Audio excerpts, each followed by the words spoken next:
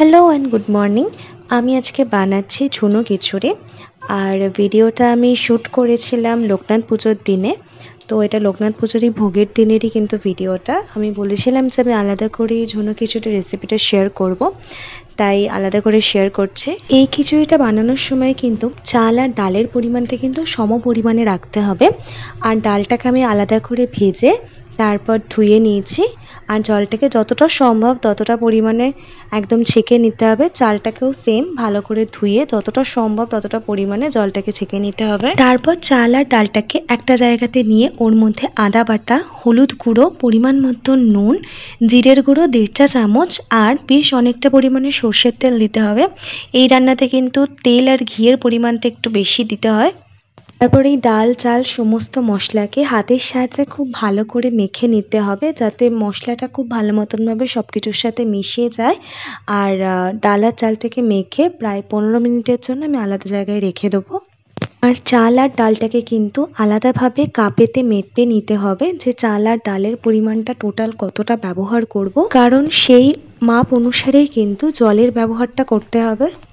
এরপর কড়াইতে 3 টেবিল চামচ ঘি আর 3 টেবিল চামচ সর্ষের তেল দিয়ে দিলাম।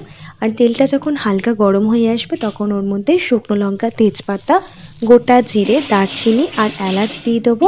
আর ফোড়নটাকে হালকা নাড়াচাড়া করে নিয়ে চাল আর ডালটাকে দিয়ে দেবো। তারপর গ্যাসের ফ্লেমটাকে একদম লোতে করে চাল আর ডালটাকে প্রায় 15 মিনিট সময় ধরে ভালো করে ভেজে নেব। চাল আর ডালটাকে যত ভালো করে ভাজা যাবে এই খিচুড়ির স্বাদটা কিন্তু ততই ভালো হবে। আর তার মাঝে কিন্তু ভাজতে ভাজতে আমি পরিমাণ মতন কাঁচা লঙ্কা আর বেশ কিছুটা কাজু বাদাম দিয়েছি। তোমরা চাইলে কিশমিশও ব্যবহার করতে পারো, কিন্তু আমি পার্সোনালি কিশমিশের ফ্লেভারটা খুব একটা খিচুড়িতে পছন্দ করি না, তাই ব্যবহার করিনি। চাল আর ডালটা ভাজতে ভাজতে এই স্পেশাল মশলাটাকে তৈরি করে নেবো, যে মশলাটা ব্যবহার করলে কিন্তু এই ঝুনো খিচুড়ির স্বাদটা আরও দ্বিগুণ হয়ে যাবে। তো আমি শুকনো খোলাতে গোটা জিরে, শুকনো লঙ্কা, তেজপাতার পরিমাণটা কিন্তু একটু বেশি ব্যবহার করতে হবে, দারচিনি আর এলাচ দিয়ে দিয়েছি। এবার সমস্ত কিছুকে ভালো করে শুকনো খোলায় টেলে নিয়ে আমি পাউডার তৈরি করে নেব। আর ঠিক জল দেব যখন খিচুড়িতে, তার ঠিক আগে এই ভাজা মশলাটাকে দিয়ে আরও কিছুক্ষণ সময় ধরে একটু নাড়াচাড়া করে নিয়ে তারপর আমি যেহেতু এখানে 3.5 গ্লাস টোটাল চাল আর ডাল ব্যবহার করেছি, তাই এখানে আমি জল ব্যবহার করব 7 গ্লাস। আমি 7 গ্লাস জলকে প্রথমে জলটাকে ভালো করে ফুটিয়ে নিয়েছি। তারপর কিন্তু সেই গরম জলটাকে ব্যবহার করেছে। মোটামুটি 7 গ্লাস জল দেওয়ার পর জলের পরিমাণটা যখন 6.5 গ্লাসের মতন হয়ে যাবে, মানে একটু কমে গেছে, তখন কিন্তু আমি জলটা ব্যবহার করেছি।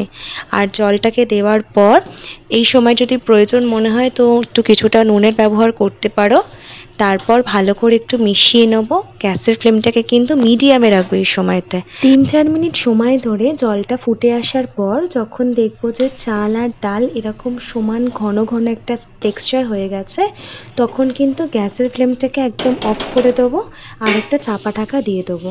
প্রায় 15 মিনিট থেকে 20 মিনিট পর্যন্ত এই ঢাকাটা দেওয়া থাকবে।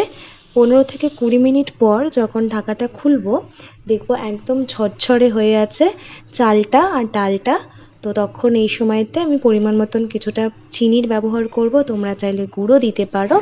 তার সাথে যে স্পেশাল মশলাটা তৈরি করেছিলাম, ভাজা মশলাটা, সেটা দিয়ে দেবো। আর দিলাম বেশ কিছুটা পরিমাণে ঘি। এবার সমস্ত কিছুকে একটুখানি হালকা হাতে মিশিয়ে নেব। তারপর ঢেকে দিলেই কিন্তু একদম রেডি হয়ে যাবে এই ঝুনো খিচুড়ি। রেসিপিটা কেমন লাগলো অবশ্যই কিন্তু আমাকে বাড়িতে ট্রাই করে জানিও। আবার দেখা হচ্ছে নেক্সট ভিডিওতে, ততক্ষণের জন্য টাটা।